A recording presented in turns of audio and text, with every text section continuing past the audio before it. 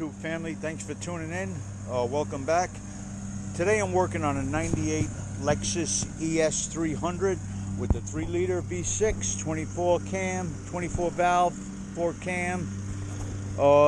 Very simple thing I'm doing today. I'm just putting on hood supports. I have a lot of work to do on this car. I'm going to be doing wires, bank 1, sensor 1, O2 sensor.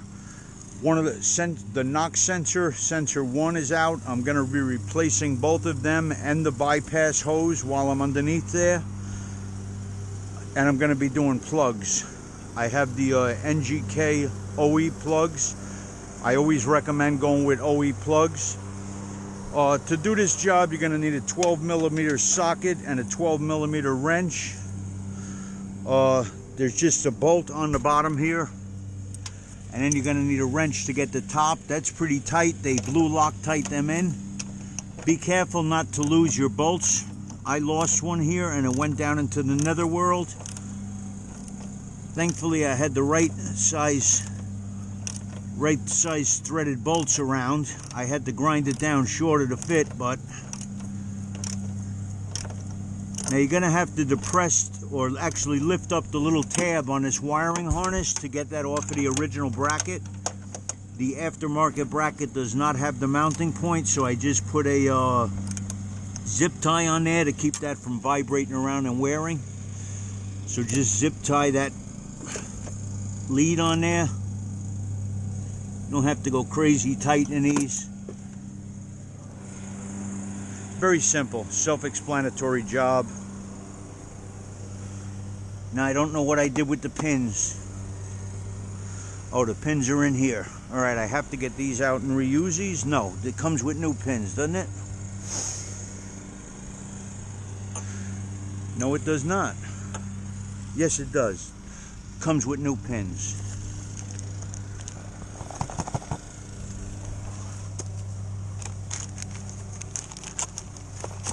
And a washer. I don't know why the washer's in there. There was no washer on the original. Oh, these are a little different, so I will put a washer on it. I'm going to blue Loctite these on. The washer doesn't really seem to fit that very well, but that's what they supplied.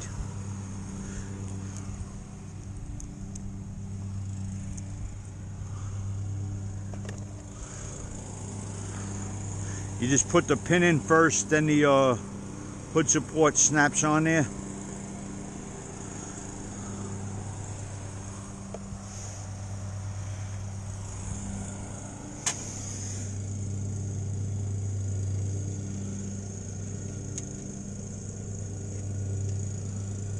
I thought that bolt wound up back by the vacuum booster, but it didn't. I put a magnet down in there. No bolt came out. I pulled the car back, checked in the grass. Bad idea to work in the grass. Don't work in the grass if you can avoid it. I should have pulled this in my driveway to do anything. I usually do. I didn't want to move a bunch of cars. That was a bad move on my part. It would have been easier to move the cars than to be losing stuff here.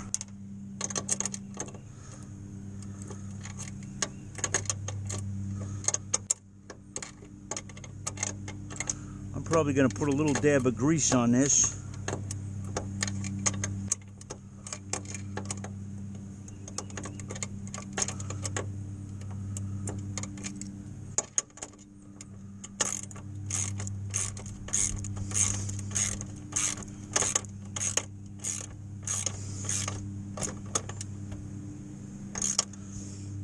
They had that in there pretty snug.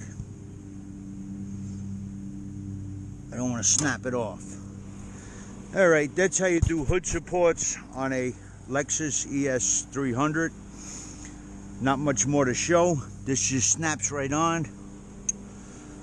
Then there's little clips that retain it on there. I gotta get some grease first. Let me get a dab of grease. Alright guys, thanks for watching. If you want to see, I'm also doing the fuel injectors on this. It's got 120,000 miles on it. Car has a minimal amount of rust, so he wants to use this as a daily driver back and forth to work. He wants to run it until it dies. So these are usually a 300,000 mile car, 250,000 at least. So I recommended that he throw injectors in there while he was at it. Got to take the whole top end of the engine off to get to those knock sensors. So I'm also replacing the knock sensor harness while I'm in there, which is a good idea. So if you're going to do that job, I recommend you replace the bypass hose, knock sensors, both of them, even if one of them's just gone. Go with Denso, the original equipment parts. All right, that's what I did. And NGK plugs and wires, those are OE as well. So you can't go wrong with going OE. All right, guys, please give a like and subscribe, and remember, take good care of your cars, guys. They'll take good care of you. Bye bye.